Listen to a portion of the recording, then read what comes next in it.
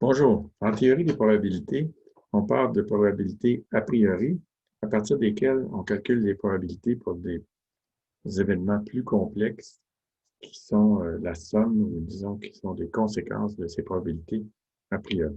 Alors ici, on va prendre un exemple particulier où on va utiliser l'ordinateur pour faire une expérience qui nous calcule la probabilité de faire un certain nombre de pas à droite dans une marche aléatoire où il y a un total donné fixe de pas fait dans la marche aléatoire. Donc, dans la marche aléatoire, les probabilités a priori sont données par la probabilité à chaque pas de faire un pas à droite ou à gauche. Alors, appelons petit p la probabilité de faire un pas à droite, puis q qui est égal à 1 moins p la probabilité de faire un pas à gauche. Alors, on va appeler grand M le nombre total de pas dans la marche. Et la question qu'on pose, c'est quelle est la probabilité de faire petit n pas à droite dans une marche aléatoire de grand M pas au total. Alors, on va faire plusieurs marches aléatoires. Alors, on va appeler une marche aléatoire une réalisation de la marche aléatoire. Et puis, on va, donc en faisant plusieurs réalisations, essayer de trouver empiriquement quelle est la loi de probabilité qui nous donne le nombre de pas, la probabilité de faire petit n pas à droite dans une marche aléatoire où il y a grand n pas au total. Donc, prenons, pour être spécifique, une marche aléatoire de 10 pas. Puis ici, juste pour vous montrer comment le programme fonctionne, mais c'est pas ça qui est important ici, là. Il va y avoir 15 réalisations. Alors, on va faire 15 marches aléatoires. On va se donner une probabilité petit p d'aller à droite, qui est 1 sur 5, puis q, qui est donc 8 dixièmes d'aller à gauche. Alors, pour donc faire des statistiques là-dessus, là, c'est-à-dire en déduire la distribution de probabilité, on va construire une matrice. Donc, chaque ligne contient une réalisation de la marche aléatoire. Donc, le premier élément de la première ligne, ça va être le premier pas. Ça va être 1 ou 0, selon que ce pas va avoir été à droite ou à gauche. Puis la probabilité pour avoir ce pas à droite, ça va être petit p, puis pour l'avoir à gauche, ça va être q.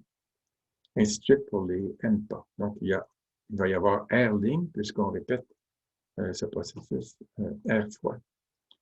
Donc, voilà à quoi ça ressemble. Donc, si on exécute ça,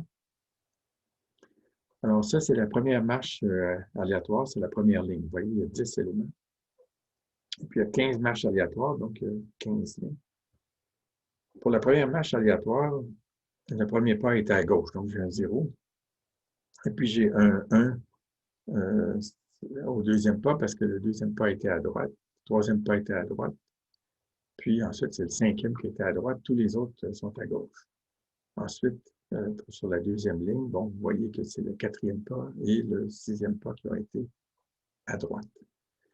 Alors ça se construit tout simplement en définissant une matrice où les nombres qui sont choisis ici sont choisis de telle sorte que si un nombre aléatoire choisi entre 0 et 1 est plus petit que 0,2, qui fait notre valeur de petit p, alors le pas est à droite, et puis sinon le pas est à gauche. Maintenant, ce qu'on veut savoir, c'est la probabilité de faire un certain nombre de pas à droite. Donc, pour chacune de ces marches aléatoires, je vais compter le nombre de pas qui a été fait à droite. Alors ça, c'est cet énoncé-là qui permet de faire ça. Donc, pour chacune des lignes I, ici, il y en a R lignes, je vais sommer le nombre, tous les chiffres qui sont ici. Alors, par exemple, ici, il y a 3 fois le chiffre 1.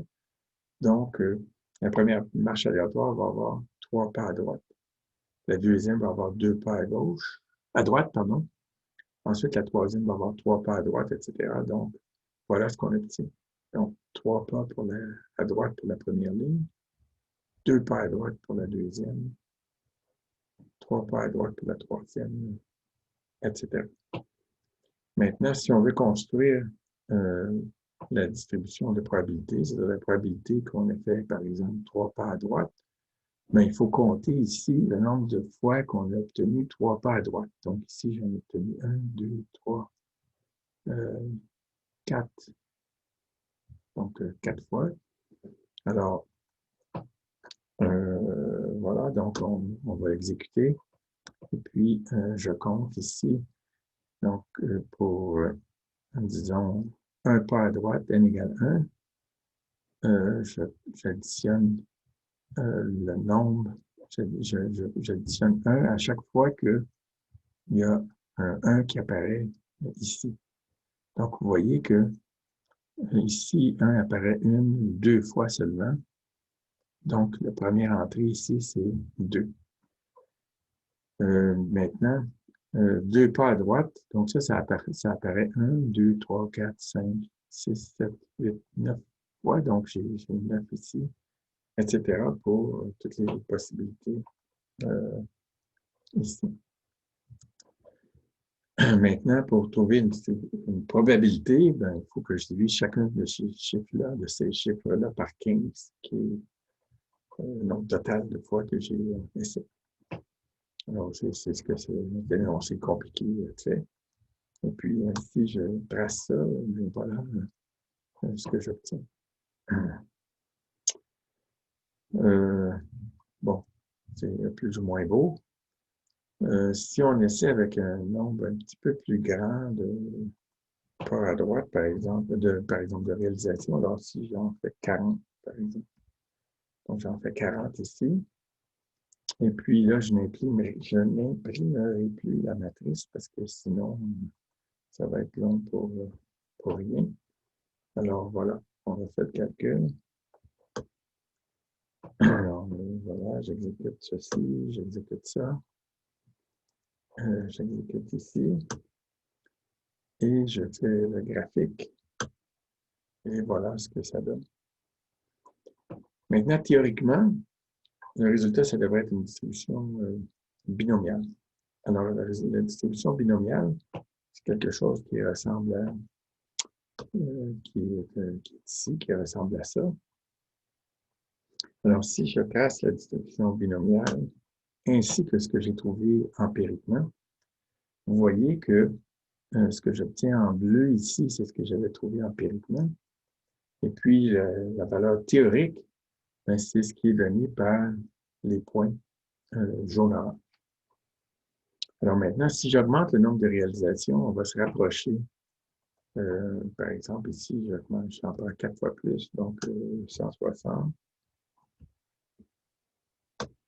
On va se rapprocher du résultat théorique. Alors voilà, on exécute ça. On exécute ça. Ça, c'est le résultat. Maintenant, je regarde le binomial et je trace les deux ensemble. Vous voyez, on se rapproche maintenant. La distribution théorique qui est en jaune-orange. Ici, ces deux points-là coïncident, le bleu et l'orange, donc on ne voit pas la différence. Vous voyez que ça se rapproche. Alors maintenant, si on en fait, par exemple, si on fait 1000 réalisations, ou allons-y tout de suite avec 10 000. Donc, ça, c'est 1000, ça, c'est 10 000. C'est un petit peu plus long à calculer.